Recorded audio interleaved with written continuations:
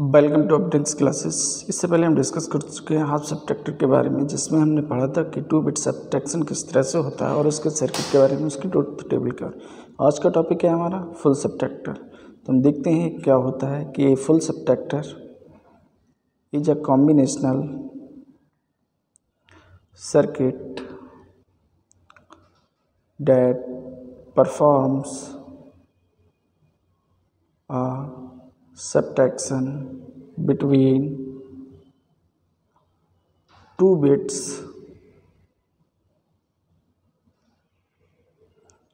taking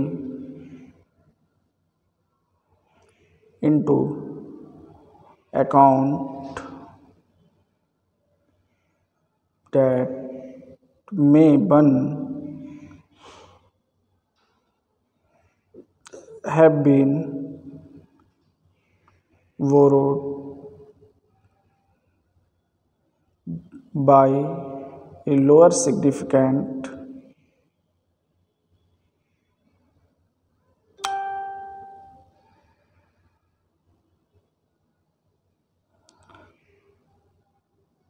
stage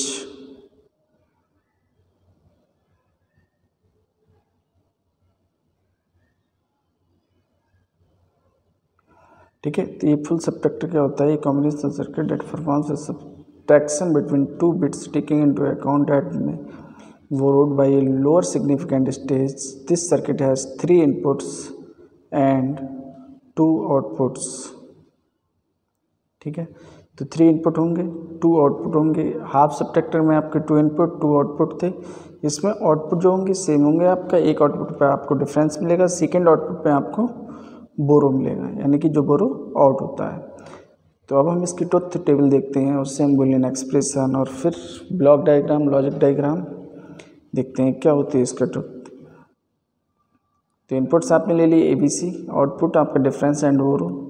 ठीक है, तो 2 की पावर 3 8 है, यानी कि 0 0 0 0 1 1 1 1 0 0 1 1 0 0 1 1 0 1 0 1 0 1। ठीक है, अब यहाँ से आप डिफरेंस देखेंगे तो 0 - 0 0 - 0, यानी कि आपका डिफरेंस भी 0 होगा फर्स्ट केस में, और आपका बोरो भी क्या होगा? 0 होगा। सेकेंड केस में आप देखेंगे तो 0 - 0 0 0 - 1, यानी कि डिफरेंस 1, बोरो भी 1। थर्ड केस में 0 - 1, यानी कि 1 1 आ जाएगा आपका। फोर्थ केस में आपका 0 - 1, ठीक है, यानी कि डिफरेंस 1, बोरो भी 1, और फिर 1 - 1, तो डिफरेंस 0 हो जाएगा, बोरो 1 हो जाएगा। ठीक है, 1 - 0 डिफरेंस 1, अगेन 1 - 0, यानी कि डिफरेंस 1 है और बोरो क्या है? 0 है। फिर 1 - 1 डिफरेंस भी 0, बोरो भी 0, अगेन 1 - 1 और -1। ठीक है, तो आपके दोनों क्या आ गए? 1 1 आ गए। ठीक है, अब आपकी ट्रुथ टेबल आ गई। अब डिफरेंस पे जहाँ भी 1 मिला है और बोरो पे जहाँ पे आपको 1 मिला है, उसके हेल्प से आप क्या करेंगे? इसका बुलियन एक्सप्रेशन लिख लेंगे। तो boolean expression of difference and borrow को कई बार हम कैरी भी बोलते हैं। ठीक है, क्योंकि जब हम माइनस करते हैं, जो सब्ट्रैक्ट करते हैं, तो हम कैरी लेते हैं ना, तो कई बार हम इसे कैरी भी बोल सकते हैं।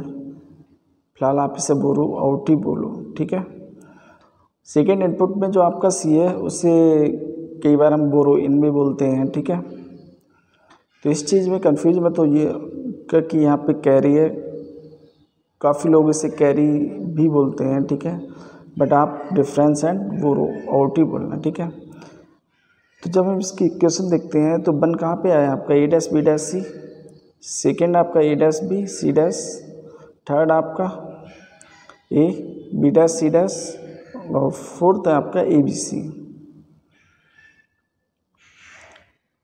ठीक है, इसे हम थोड़ा सिंपल फॉर्म में लिख सकते हैं। फर्स्ट केस में आपका A' कॉमन है, सेकेंड में आपका A कॉमन है। तो A' कॉमन ले लिया तो B' plus BC', A common ले लिया तो B' प्लस BC। ठीक है, तो A'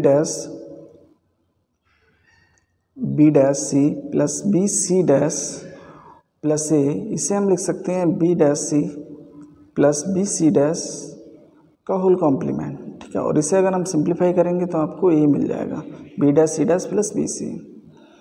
इसे हम क्या लिख सकते हैं, बी एक्स और C plus A B X और सी का होल कॉम्प्लीमेंट, ठीक है।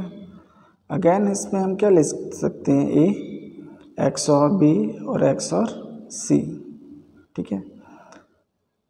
अब हमें क्या लिखना है बोरो का, तो बोरो का आ गया आपका A dash B dash C plus A dash B C dash plus A dash B C plus A B C. चलिए इसका हम के मैप बना लेते हैं सिंप्लीफाई करने के लिए। 3 वेरिएबल का है, यानी कि आपको कितने बनाने होंगे, 8 ब्लॉक्स। रो में आपने ए को लिया और कॉलम में आपने बी सी को, तो ये हो गया A dash A B dash C dash B dash C B C B C dash, ठीक।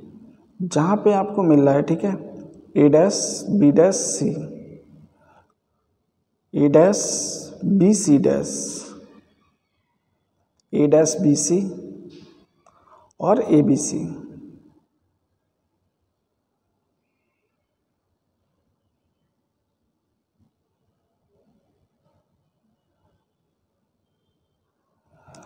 तो बोरो आउट मिल गया आपको।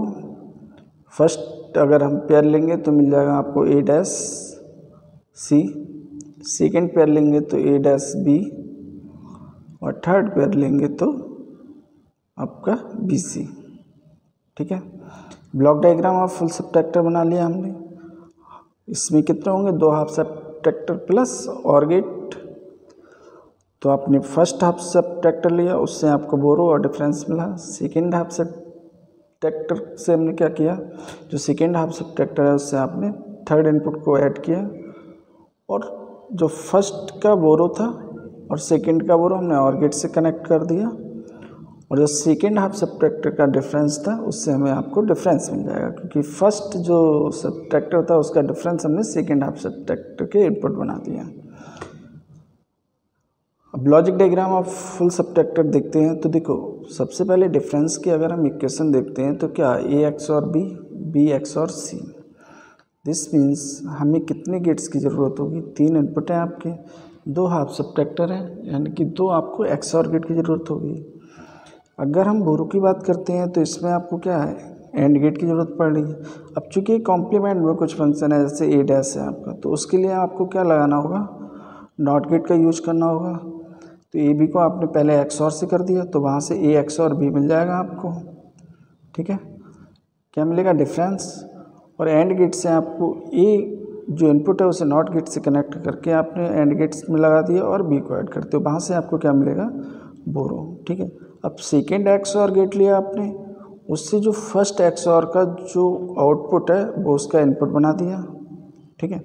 अब देखो ए एक्स और बी तो मिल रहा है आपको, सी नहीं मिल रहा ना, तो हमने थर्ड इनपुट लेंगे, सेकेंड हमने एंड गेट लिया, ठीक है। तो यहाँ से आपने जो उसका आउटपुट था, अभी थर्ड आपका जो इनपुट आया इसे हमने कनेक्ट कर दिया सेकेंड एक्स और से। अब देखो ये आपका डिफरेंस कंप्लीट हो गया, ए एक्स और बी तो पहले से, और एक्स और सी हो गया आपका, ठीक है।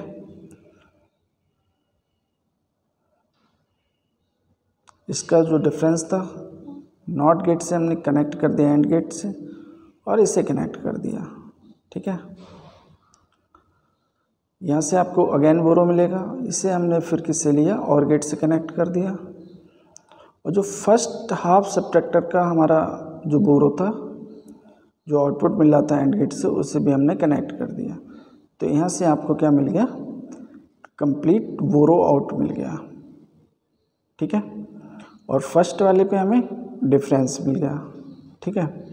तो देखो इसे अगर हम स्टेप बाय स्टेप करते हैं तो पहले हाफ सबट्रैक्टर ले लिया, अगेन एक हाफ सबट्रैक्टर लिया, दोनों के जो बोरो हैं उन्हें हमने किससे कनेक्ट कर दिया, और गेट से, तो आपको बोरो आउट मिल जाएगा। और जो एक्स और गेट है उससे हमने पहले के एक्स और गेट का आउटपुट और जो थर्ड आपका इनपुट